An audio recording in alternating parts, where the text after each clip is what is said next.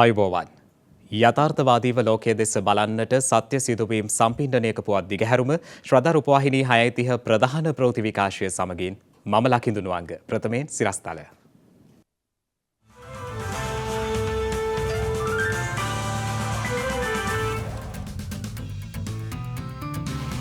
සූර්ය පැනල මගින් විදුලි උත්පාදන ප්‍රවර්ධනය කඩිනම් කරන ලෙසට ජනපතිගෙන් උපදෙස්. කර්මාන්තකරුවන්ට ඉන්ධන තොග ආනයනය කිරීමට අනුමැතිය.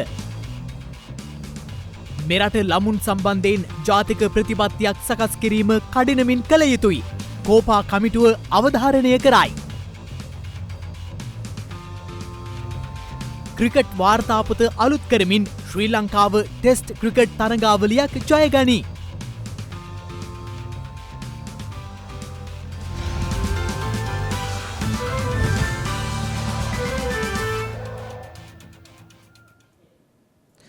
ජාතික විදුලි බල පද්ධතියට පුනර්ජනනීය බලශක්ති ප්‍රභවයන්ගේ ඉහළ දායකත්වයක් එක්කර ගැනීමට සහාය වන ලෙස ජනාධිපති ගෝඨාභය රාජපක්ෂ මහතා විදුලි බල ක්ෂේත්‍රයේ ප්‍රවීණයන්ගෙන් ඉල්ලීමක් සිදු කර තිබෙනවා.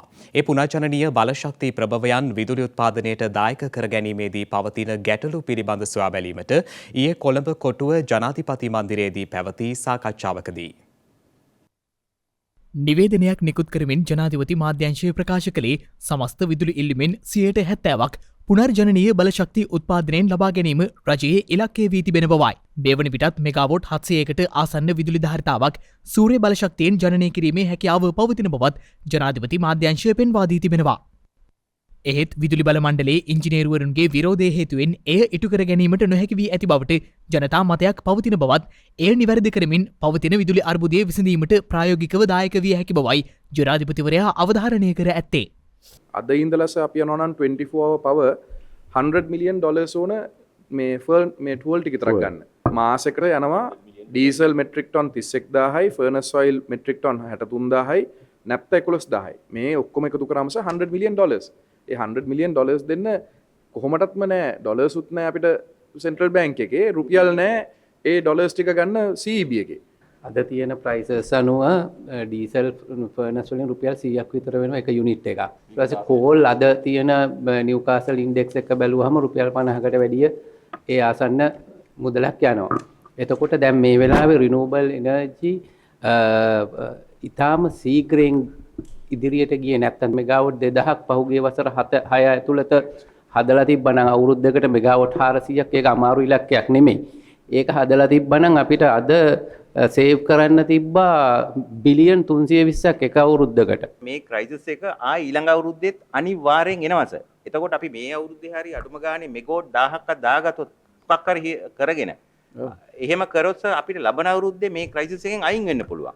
මේ ග්‍රිඩ් එකේ ඩෙවලොප්මන්ට්ස් මුකුත් කරන්නේ නැතුව සෝලාර්, වින්ඩ් ඔක්කොම රිනියුවබල් එනර්ජි තව මෙගාවොට් 700ක් විතර මේ තින ග්‍රිඩ් එකට මේ විදිහට ගන්න පුළුවන්. තව පොඩි ඒ කියන්නේ සමහර ට්‍රාන්ස්ෆෝමර් එකේ තියෙන කැපැසිටි එක වැඩි කරලා ඒ වගේ තව පොඩි වේදන් ටිකක් කරලා අපිට තව මෙගාවොට් 300ක් ගන්න පුළුවන්. එතකොට ඔක්කොම ගත්තොත් එහෙම තව 2025 වෙනකොට කොහොමද මෙගාවොට් 1000ක් ගන්න පුළුවන් සිස්ටම් එකට කිසිම ප්‍රශ්නයක් නැතුව අපිට. සූර්ය බලශක්තියෙන් විදුලි උත්පාදනය ලොව බොහෝ රටවල ප්‍රධාන උපාය මාර්ගය වී ඇති බවත් එය අනුගමනය කරමින් පවතින විදුලි අර්බුදයට කඩිනම් විසඳුමක් ලෙස වහල මත සවිකරන සූර්ය පැනල පද්ධති යොදා ගැනීම සිදු විය යුතු බවද එම සාකච්ඡාවේදී ජනාධිපතිවරයා සඳහන් කර තිබෙනවා. දැන් මම ඒ දවස්වල ඇහුවා ඔයගොල්ලන්ට කැපැසිටි එක නැද්ද මේ ප්‍රොබ්ලම්ස් සෝල්ව් කරගන්න. ඒකට ඔයගොල්ලෝ කිව්වා නෑ අපිට කැපැසිටි එක තියෙනවා සෝල්ව් කරත හැකි කියලා. කවුරුත් දන්නවනේ මේ රිනියුවබල් එනර්ජි වලින් තමයි අපිට මේකේ විසඳුමක් තියෙන්නේ කියන එක. කෙටියෙන්ම යන්න පුළුවන් රූෆ්ටොප්. ඒක ප්‍රොමෝට් කරන්න.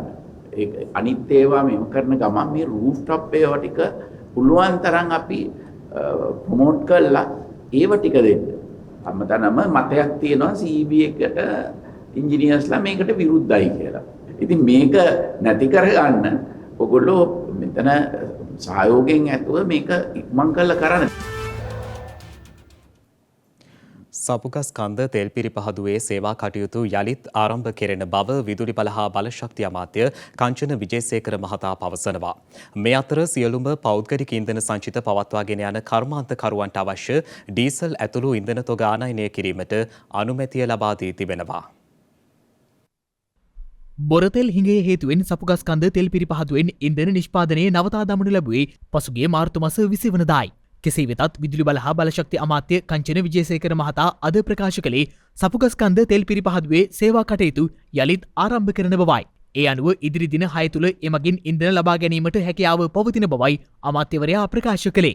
අමාත්‍යවරයා ට්විටර් පණිවුඩයක් මගින් ප්‍රකාශ කර තිබුණේ අද දිනේ වන විට ඩීසල් මෙට්‍රික් ටොන් 20598ක්, සුපර් ඩීසල් මෙට්‍රික් ටොන් 1778ක්, ඔක්ටේන් 92 පෙට්‍රල් මෙට්‍රික් ටොන් 42750ක්, ඔක්ටේන් 95 පෙට්‍රල් මෙට්‍රික් ටොන් 6579ක් සහ ගුවන් යානා ඉන්ධන මෙට්‍රික් ටොන් 3104ක් පවතින බවයි. මේ අතර සියලුම පෞද්ගලික ඉන්ධන සංචිත පවත්වාගෙන යන කර්මාන්තකරුවන්ට අවශ්‍ය ඩීසල් ඇතුළු ඉන්ධන තොග ආනයනය කිරීමට අනුමැතිය ලබා දී තිබෙනවා. ඒ අදාළ කර්මාන්තකරුවන්ට ඔවුන්ගේ ජනක යන්ත්‍ර සහ අනෙක් යන්ත්‍රෝපකරණ ක්‍රියාත්මක කිරීම සඳහා අවශ්‍ය පහසුකම් සැලසීම වෙනුවෙන් විදුලි බල හා බලශක්ති අමාත්‍ය කංචන විජේසේකර මහතා සඳහන් කළේ මෙමගින් ඛනිජ තෙල් නීතිගත සංස්ථාවේ ඉන්ධන පෙරවුම් හල් වෙතින් අදාළ කර්මාන්ත ශාලා සඳහා තොග වශයෙන් ඉන්ධන සැපීමේ බරින් නිදහස් වනු ඇති බවයි. ඊයේ එම අමාත්‍යංශයේ පැවති සාකච්ඡාවකදී අමාත්‍යවරයා විසින් මෙම අනුමැතිය ලබා දී තිබෙනවා. අපනයන ඉලක්ක කරගත් කර්මාන්ත සඳහා පසුගිය මාසයේදී ඉන්ධන ආනයනයට අවසර ලබා දී තිබුණා. එම අනුමැතියයි මෙලෙස අනෙකුත් කර්මාන්ත සඳහාද ලබා දීමට පියවරගෙන ඇත්තේ. රට තුළ පවතින ආහාර හිඟය පිළිබඳව සාකච්ඡා කිරීම සඳහා අග්‍රාමාත්‍ය රනිල් වික්‍රමසිංහ මහතාගේ ප්‍රධානත්වයෙන් කෘෂිකර්ම ක්ෂේත්‍රයේ නියෝජිතයින් සමග අද විශේෂ සාකච්ඡාවක් පැවැත්වුණා. මෙම සාකච්ඡාවේදී අග්‍රාමාත්‍යවරයා ප්‍රකාශ කර ඇත්තේ ප්‍රමාණවත් පොහොර සැපීම සහතික කිරීම සඳහා ඇමරිකානු ඩොලර් මිලියන 600ක් අවශ්‍ය වන බවයි. එහිදී නිලධාරීන් දැනුම් දුන්නේ බැංකු විසින් ඩොලර් නිකුත් කළහොත් පොහොර සමාගම්වලට අවශ්‍ය පොහොර ප්‍රමාණය සැපීමට හැකිවන බවයි. මෙහිදී අග්‍රාමාත්‍යවරයා පැහැදිලි කෘෂිකාර්මික ද්‍රව්‍ය අඛණ්ඩව සැපීම සහ බෙදා හැරීම සහතික කිරීම සඳහා අත්‍යවශ්‍ය කෘෂිකර්ම සැපයුම් නව පනත පාර්ලිමේන්තුව වෙත ඉදිරිපත් කරන බව ප්‍රකාශ කර තිබෙනවා. යුක්‍රේනයේ පවතින යුද්ධය හේතුවෙන් ලෝකය තිරිඟු සහ පොහොර හිඟයකට මුහුණ පා සිටින බව සිහිපත් කළ අග්‍රාමාත්‍යවරයා හිඟේ වැඩිවන විට වහාම පිළියම් ක්‍රියාමාර්ග නොගතහොත් ශ්‍රී ලංකාවේ ආහාර සැපයුම් නරක අතට හැරෙනු ඇති බවද ප්‍රකාශ කළා. නාගරික ප්‍රදේශවල වගා කළ හැකි උපයෝගිතා ඉඩම් හඳුනා ගන්නා ලෙස අග්‍රාමාත්‍යවරයා එහිදී නිලධාරීන් වෙත උපදෙස් ලබා දුන්නා. අග්‍රාමාත්‍ය රනිල් වික්‍රමසිංහ මහතාගේ ප්‍රධානත්වයෙන් පැවති මෙම සාකච්ඡාවට කෘෂිකර්ම අමාත්‍ය මහින්ද අමරවීර මහතා, වරාය හා ගුවන් සේවා අමාත්‍ය නිමල් සිරිපාලද සිල්වා මහතා, වාරිමාර්ග සහ යෞවන හා ක්‍රීඩා අමාත්‍ය රොෂාන් රණසිංහ මහතා, අග්‍රාමාත්‍ය ලේකම් ඇතුළු නිලධාරීන් එක්ව සිටියා. මේ අතර අන්තර්ජාතික මූල්‍ය අරමුදලේ සහාය හැකි ඉක්මනින් මෙරටට ලබා ගැනීමට අවශ්‍ය මූලික කටයුතු සිදුකර අවසන් බව අග්‍රාමාත්‍යවරයා ඊයේ විශේෂ ප්‍රකාශයක් සිදු කරමින් සඳහන් කළා. IMF සංවිධානය සමග මම සාකච්ඡා කරා. තිබුණේ ප්‍රශ්න විසඳුවා. මූලික කාරණා ගැන අපි එකඟත්වයකට ඇවිල්ලා තියෙනවා. ඒතේ මූල්‍ය ධර්මය පදනම් කරගෙන අපිට වැඩසටහනක් ලංකාවෙන් සකස් කරන්න තියෙනවා. අපිට සති 2ක් පමණ තියෙනවා. ඊට පසුව IMF සංවිධානයේ නියෝජිත පිරිසක් ලංකාවට පැමිණලා අපේ සැලැස්ම පරීක්ෂා කළා. ඊට පස්සේ එකඟතාවයකට එන්න බලාපොරොත්තු වෙන්නේ. ඒකඟතාවය මම බලන්නේ පුළුවන් තරම් ශීඝ්‍රයෙන් ලබා ගන්න. යුක්‍රේන් යුද්ධය නිසා ලෝකේ තියෙන උද්දමනය නිසා දැන් පෙනෙන හැටියට රටවල් ගණනාවකට මේ වගේම ආර්ථික අර්බුද වලට මුහුණ දෙන්න තියෙනවා. දැනට යුරෝපයේ ඇමරිකාවේ මුදල් යොදවන්නේ විශේෂයෙන්ම යුක්‍රේන් යුද්ධය සඳහා. ඉතින් අපිට ලබා ගන්නට තියෙන ආධාර මුදලුත් අඩු වෙනවා. ඒ නිසා අපිට තියෙන අඩුපාඩුකම් හොයාගෙන අපේ සැලැස්ම හදාගෙන අපි දැන් මේ අවස්ථාවේදී පුළුවන් ආධාර සියල්ලම ලබා ගන්න ඕනේ. අපි ඒකම මේ අපිට උවමනා ඉන්ධන ලබා ගන්නට, ඒ වගේම ගෑස් ලබා ගන්නට, පොහොර ලබා ගන්නට, ඒ ආධාර ලබා ගන්නට, මුදල් ලබා ගන්නට අපි තාම ක්‍රියා කරගෙන යනවා. මම බලාපොරොත්තු වෙනවා මේ රටේ තියෙන ආර්ථික තත්ත්වය ගැන ඊළඟ පාර්ලිමේන්තු දවසේදී විශේෂ ප්‍රකාශයක් කරන්න. පරිවා සහ ළමාරක්ෂක සේවා දෙපාර්තමේන්තුව විසින් මෙරට ළමුන් සම්බන්ධ ජාතික ප්‍රතිපත්තියක් සකස් කළ යුතු බවත්, ඒ සඳහා නිසි මඟ පෙන්වීම් කළ යුතු බවත් පාර්ලිමේන්තු රජයේ ගිණුම්කාරක සභාව අවධාරණය කරනවා. එමෙන්ම මෙම විෂය සම්බන්ධයෙන් පළාත් සභාව වෙත අරමුදල් ලබා දීමේදී විෂමතාවකින් තොරව මුදල් ලබා දීම සඳහා අමාත්‍යාංශය මැදිහත් විය යුතු බවයි පසුගියදා පාර්ලිමේන්තුවට ඉදිරිපත් කළ කෝපා කමිටු වාර්තාවේ සඳහන් වන්නේ. මෙරට ළමුන් සම්බන්ධ ජාතික ප්‍රතිපත්තියක් සකස් කිරීමේදී සෑම අධිකරණ කලාපයක් සඳහාම පරිවාස කාර්යාලයක් ස්ථාපනය කිරීම පිළිබඳවද අවධානය යොමු කරන ලෙසද කාරක සභාව පරිවා සහ ළමාරක්ෂක සේවා දෙපාර්තමේන්තුව වෙත නියෝග කර තිබෙනවා. ළමුන් සම්බන්ධයෙන් අදාළ වන්නා වූ කුලවද්දා ගැනීමේ ආඥා පනත ඇතුළු නීති සහ අනපනත් සංශෝධනය කිරීමේ අවශ්‍යතාවය පෙන්වා දෙන කෝපා කමිටුව අමාත්‍යංශ ලේකම්වරයා වෙත නියෝග කර ඇත්තේ මෙම පනත් කාලීන අවශ්‍යතාවයට අනුව කඩිනමින් සංශෝධනය කිරීමට අවශ්‍ය පියවර ගන්නා ලෙසටයි. අනපනත් සංශෝධනය කිරීමේ වැඩපිළිවෙල මේ වන විට ආරම්භ කර ඇති අතර ළමා සහ යෞවන ආඥා පනත සම්බන්ධ නීති සංශෝධන අවසන් අධීරයේ පවතින බව මෙහිදී අමාත්‍යංශ ලේකම්වරයා පෙන්වා දී තිබෙනවා. අන්තර්ජාලය භාවිත කිරීමෙන් ළමුන් ගොදුරුවන අපචාරවලින් ඔවුන් මුදවාගත හැකි ක්‍රමවේදයක් සකස් කිරීම සඳහා පරිවා සහ ළමාරක්ෂක දෙපාර්තමේන්තුවට මැදිහත් වන ලෙසද කාරක සභාව විසින් උපදෙස් ලබා දී තිබෙනවා. ළමා අපරාධ සම්බන්ධයෙන් සිද්ධි වාර්තාකරණයේදී සිදු කරනු ලබන අක්‍රමිකතා මගහරවා සමාජ හිතකාමී මාධ්‍ය වාරණයක් ඇති කිරීමේ වැඩපිළිවෙලක් සකස් කරන ලෙසටයි කාරක සභාව විසින් නියෝග කර ඇත්තේ. අකණ්ඩව මෙරටින් වාර්තා වන දෛනික කොවිඩ් ආසාදිතින්ගේ සංඛ්‍යාව ගත වූ දිනේත් 20ට අඩු වගයක සටහන් වුණා.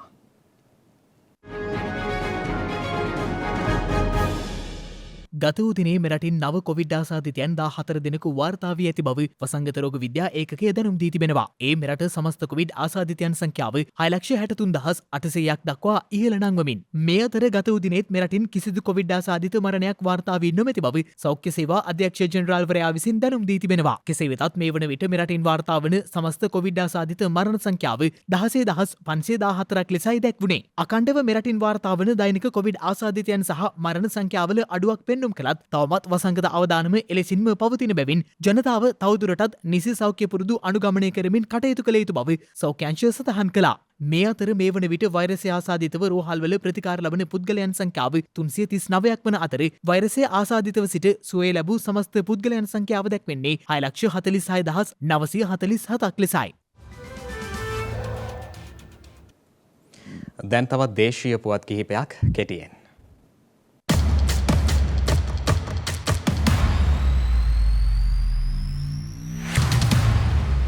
ශ්‍රී ලංකාවේ ප්‍රංශතානාපති එරික් ලෙවාටු මහතා සහ සෞඛ්‍ය හා ජල සම්පාදන අමාත්‍ය කෙහෙලි රඹුක්වැල්ල මහතා අතර විශේෂ සාකච්ඡාවක් ඒ දිනේදී සෞඛ්‍ය අමාත්‍යංශයේදී පැවැත්වුණා. එහිදී ශ්‍රී ලංකාවේ සෞඛ්‍ය සේවාව සඳහා අවශ්‍ය යුරෝ ලක්ෂ 3ක් පමණ වටිනා අත්‍යවශ්‍ය ඖෂධ තොගයක් ප්‍රංශ රජය හා එම ජනතාවගේ පරිත්‍යාගයක් ලෙසින් මෙරටට පරිත්‍යාග කිරීම ප්‍රංශතානාපතිවරයා අතින් සිදු වූ බවයි සෞඛ්‍ය අමාත්‍යංශ මාධ්‍ය ඒකකය සඳහන් කළේ. එමෙන්ම ශ්‍රී ලංකාවේ වත්මන් තත්ත්වය සැලකිල්ලට ගනිමින් මෙවැනි සහයෝගයක් ලබා දීමට හැකිවීම පිළිබඳව සතුටු වන බවත් ඉදිරියටත් මෙවැනි පරිත්‍යාග මෙන්ම සහන සේවා කටයුතු සඳහා සහයෝගය ලබා දීමට බලාපොරොත්තු වන බවත් ප්‍රංශතානාපතිවරයා එහිදී සඳහන් කර තිබෙනවා. මෙරට සෞඛ්‍ය සේවාවේ කටයුතු සාමාන්‍ය තත්ත්වයෙන් පවත්වාගෙන යාමට අවශ්‍ය සෑම පියවරක්ම ගන්නා බවත් එමෙන්ම ඒ වෙනුවෙන් අවශ්‍ය විකල්ප ක්‍රියාමාර්ග වෙනුවෙන්ද පියවර ගන්නා බවත් අමාත්‍ය කෙහෙලිය රඹුක්වැල්ල මහතා එහිදී අවධාරණය කර තිබුණා.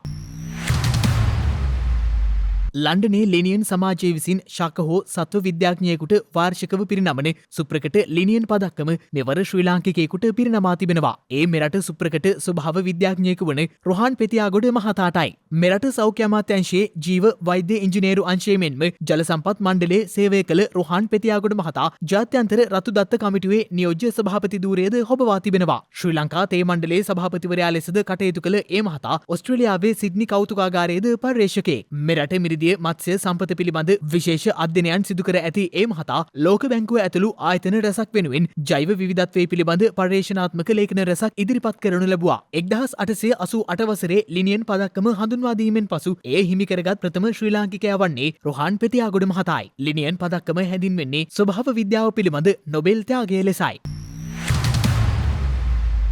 වර්තමානයේ රටට මුහුණ පෑමට සිදුව ඇති ආහාර අර්බුදයට මුහුණ දීම සඳහා ජනතාව පෙළගැස්වීමේ ක්‍රියාමාර්ගයක් ලෙස රටම වවමු එකට දිනමු යන තේමාව යටතේ වගා සංග්‍රාමයක් ආරම්භ කර තිබෙනවා. ඒ කෘෂිකර්ම දෙපාර්තමේන්තුවේ සීලම වෘත්තීය සමිතිවල එකමුතුවෙන් මෙම වැඩපිළිවෙල යටතේ දඹුල්ල පැල්වෙහෙර කෘෂිකර්ම විද්‍යාලයේ ගෙවතු වගා වැඩසටහන් පුහුණු කිරීම පසුගිය 25 වනදා දවස පුරා ක්‍රියාත්මක කරන බව වාර්තා වනවා. ගෙවත්තක් සකසා ගන්නා ආකාරය පිළිබඳව කෘෂිකර්ම විද්‍යාලයේ විවිධ අංශවල සිසු සිසුවියන්ට හා සේවක සේවිකාවන්ට දැනුම ලබා දී එම දැනුම තම ප්‍රදේශයේ ගම්මානවලට නිවෙස්වලට ජනතාවට රැගෙන යාම මෙහි අරමුණ බවයි කෘෂිකර්ම විද්‍යාලයේ නිලධාරීන් පවසන්නේ. ඒ අනුව ඉතාමත් සරල ක්‍රම ඔස්සේ තම ගෙවත්තේ වගාවන් ආරම්භ කිරීම යටතේ මෙම වැඩසටහන සිදු කිරීමට සැලසුම් සකස් කොට තිබෙනවා. වවමු සකසමු සුරකිමු යන ප්‍රධාන තේමාවන් 3ක් ඔස්සේ මෙම වැඩසටහන ක්‍රියාත්මක වනු ඇති.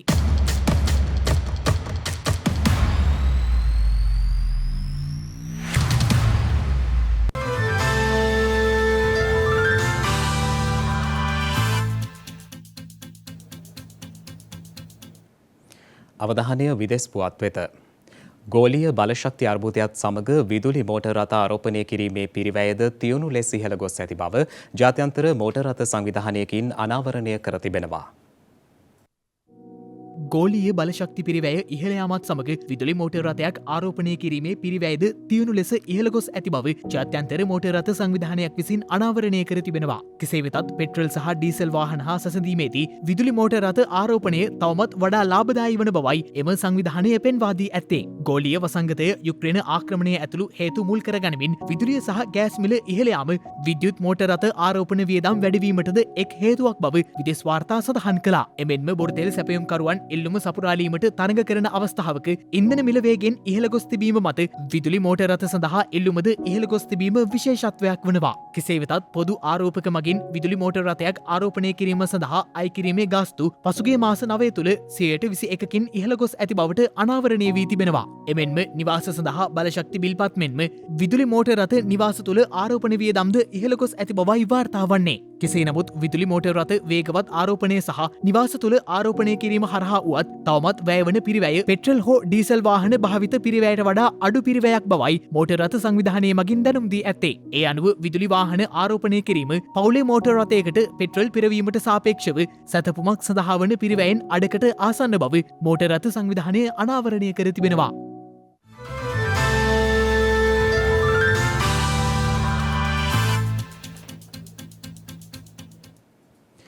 දිනක සටහන් නිමවන්නට මත්තෙන් හෙට දවසේ වැදගත්කම ගැනයි මේ අවධානය.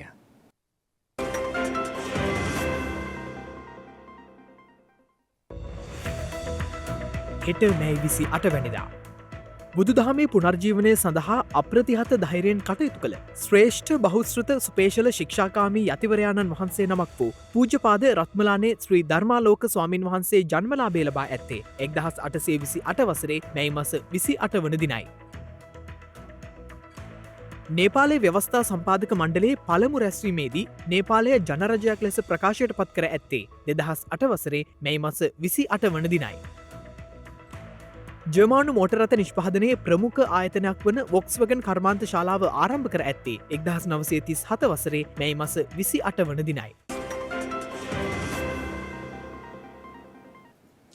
ඒ සමගින් ශ්‍රද්ධා ප්‍රධාන ප්‍රවෘත්ති විකාශය නිමාවට පත්වනවා. හමුවෙමු හෙටත් සවස 6:30ට. තෙරුවන් සරණයි. නමෝ බුද්ධාය. මෙවැනි වැදගත් පුවත් නැරඹීම සඳහා ශ්‍රද්ධා TV News YouTube channel එක subscribe කර සීනුව සලකුණ වන්න.